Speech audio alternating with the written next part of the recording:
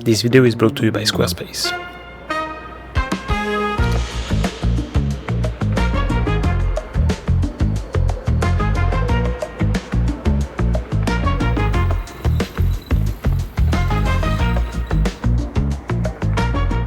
Earlier this week I went out to do some street photography around Hiroshima with an 85mm lens, and more precisely the Viltrox 85mm F2 EVO. So in this video I will take you through some of the photos I took over 2 days using such a tight focal length, and also have a quick word about the lens itself, which is honestly kind of insane for the price. This new EVO line from Viltrox feels like a sweet spot between the premium Pro series and the more affordable compact lenses from the Air series.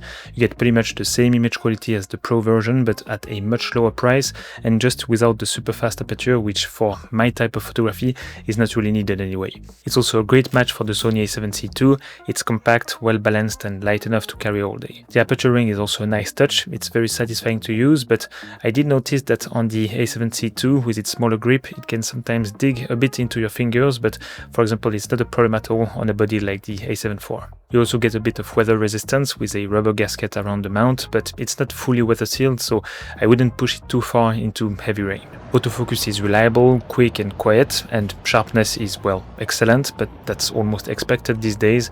There's almost not a lens that isn't sharp anymore. And the thing is, 85mm or really anything past 50mm is quite fun to use in the streets. It gives you a feeling that you can fabricate a photo rather than just discovering one. With wider focal lengths, you're composing based on what's there, trying to balance all the elements that already exist in the scene.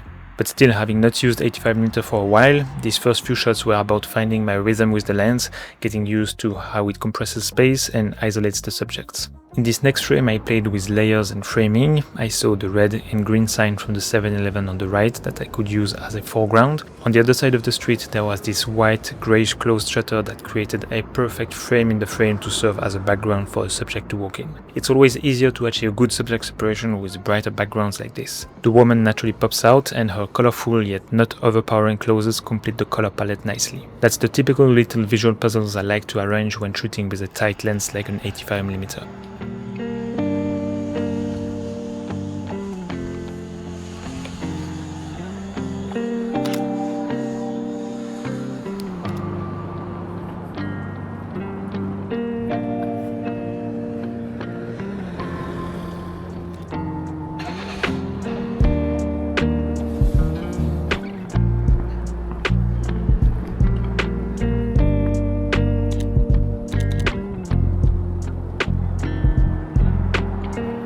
For this scene, my intention was to focus on the background instead of looking into the passerby in the foreground. This would have been the obvious thing to do, but it would have made a less interesting photo, I think. The emphasis shifts from the person to the feeling of the scene. The geometry of the bridge, the blocks of architecture, and that clean morning light cutting through everything. The cyclist becomes more of a moving texture, adding motion and life to an otherwise static composition. We sense presence without needing to know who she is. The only thing that I am not fully satisfied is the position of the woman, with her cap stretching and overlapping the building in the background. I wish I had placed myself differently so her whole head and cap would fit right into this little gap with the sky as the background.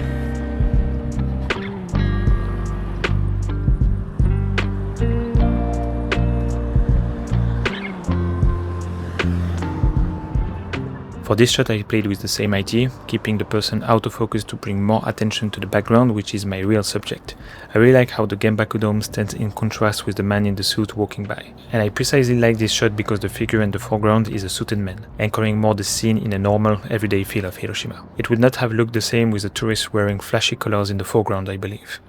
I spotted this security guard standing quietly under the trees and noticed that I could frame him through the leaves.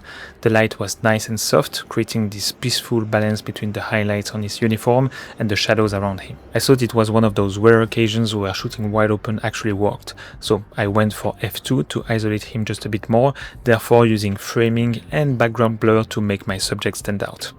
As always, there were rows of buses parked around the Peace Memorial Park, a perfect setup to play with repetition and rhythm. With the 85mm I could compress the scene, aligning the different colors and design into almost abstract compositions. The light was cutting across the pavement, creating patterns that echoed the shapes of the buses themselves. It's the kind of image that works precisely because of the tight framing, transforming an ordinary parking area into something structured, graphic and balanced. I also started collecting some straight-on photos of some buses designs. I won't lie, this is something I saw on my Explore feed one day on Instagram. I thought it looked cool, but I don't remember exactly how it was done, so for my collection I decided to focus on the side designs, sometimes getting a tire in the frame, sometimes not, depending on the position of the distinctive element on the side of the said bus.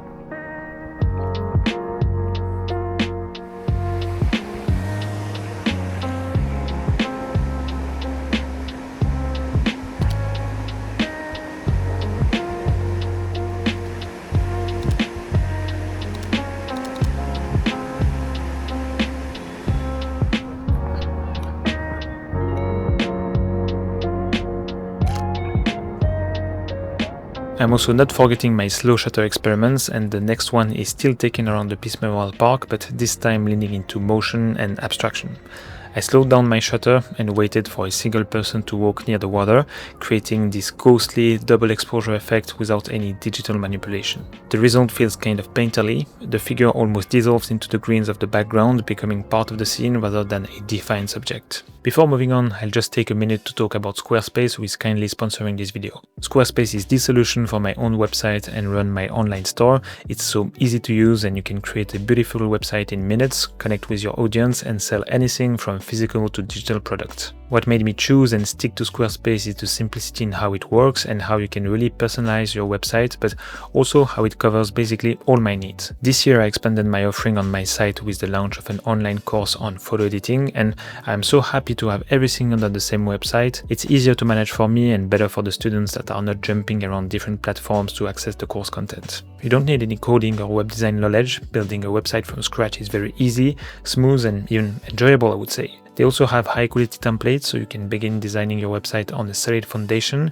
and customize it as you like to fit your style and visual identity. Squarespace is the perfect solution for both growing and established online businesses, running a blog, or simply having a portfolio presented the way you like. You can head over to squarespace.com for a 14-day free trial, and when you're ready to launch your website, go to squarespace.com/Adrian to save 10% on your first purchase of a website or domain. Thank you so much to Squarespace for the support, and now let's get back to the video. I have used this red backdrop many times already, but here I thought I could get something even more concise and minimal with an 85mm. It's bold, flat and graphic, the kind of element that can define an entire frame on its own. But instead of making it the only focus, I used the white pole with this scratch yellow tape as my focus point in the foreground. I stopped down my aperture to f16 to keep enough depth of field for both layers to exist together. The texture and wear of the pole contrasted with the soft silhouette of the man in the background. The result is rough and textured on one side and a smooth minimalist red plane on the other, tied together by the fleeting motion of someone walking through. This spot is also one I had photographed before, but I thought it looked nice also at 85mm. The compression really isolates the subject, a woman mid-stepped framed neatly in the center with the background fading softly into abstraction. The muted colors, the shallow depths and her composed expression all give this shot a quiet cinematic tone and a bit of mystery, leaving you wondering what she was looking at.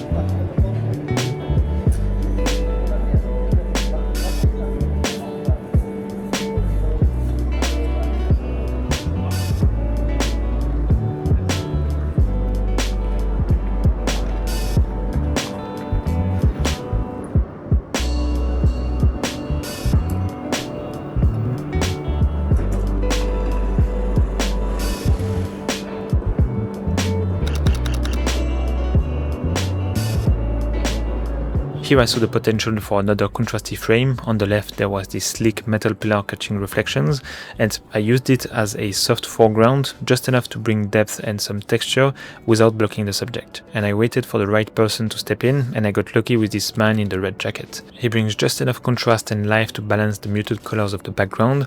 My timing was right too. I got him just as his gait was at the perfect point, so it creates a clean and graphic frame. And let me just emphasize on the importance of your subject gate when taking photos with people in them.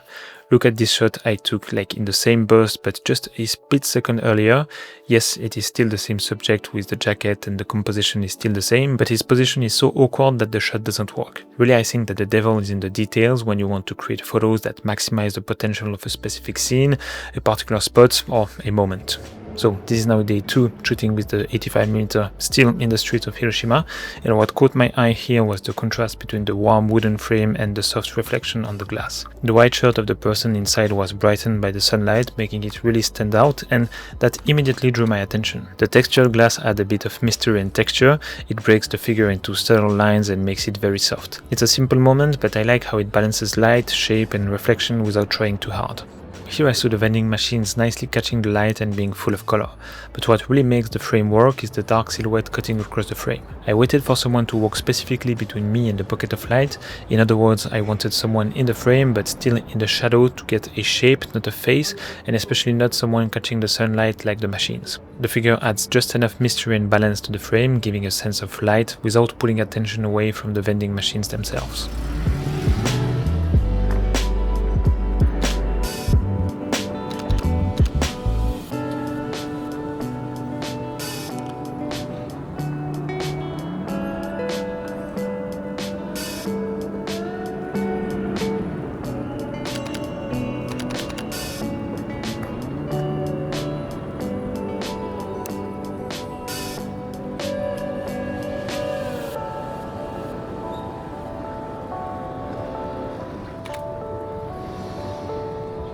I framed this scene to emphasize how the sunlight cuts dynamically through the narrow streets, creating a strong diagonal of brightness that guides the eye into the frame. I wanted to keep the large Tanaka characters visible on the right to anchor the composition. They are quite disproportionated and I find that interesting, and the cherry on top was the nice tree in the background catching the light, adding just a burst of color to the image.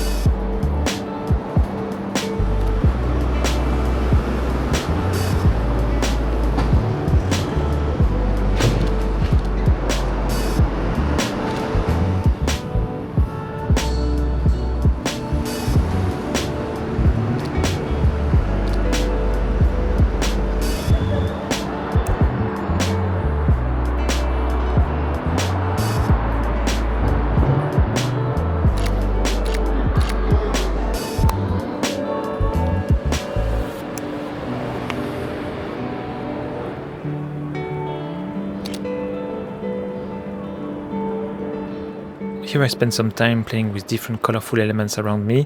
Then I noticed that I could place myself facing the street to make it easier to add someone in the frame. I like the graphic aspect of the composition I could get here with the 85mm and the red stuff in the foreground.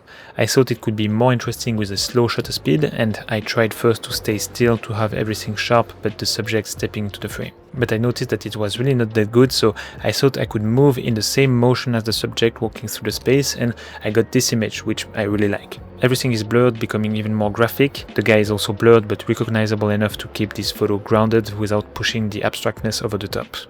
So 85mm has not been my first choice for street photography recently, but that's exactly what made it interesting and refreshing to use. With a longer lens like this, you can't just react to what's happening in front of you. You have to anticipate, you have to frame, you have to sculpt your image before it even exists. It forces a different mindset. It's less about documenting and it's more about creating, and I actually like that. Taking things a bit slower, paying attention to geometry, layering and light even more deliberately. And with something as tight as an 85mm, it's almost like having a brush in your hand. You're painting your frame, choosing what to include and what to exclude. You can isolate shapes, colors and gestures and build an image from the smallest fragments of the environment. The trade-off though is that while I'm often quite proud of the results I get with these longer lenses, I don't always remember them the same way I do with my wider shots. Maybe because they feel more constructed than discovered, more about precision than collecting memories. But that's also what makes them such a fun challenge to shoot with. This is closing today's video. Many thanks for watching and your constant support, it's really appreciated. appreciated. And if you're new here, consider subscribing to see more. Photography videos are coming on a weekly basis, so I hope to see you next time. Bye.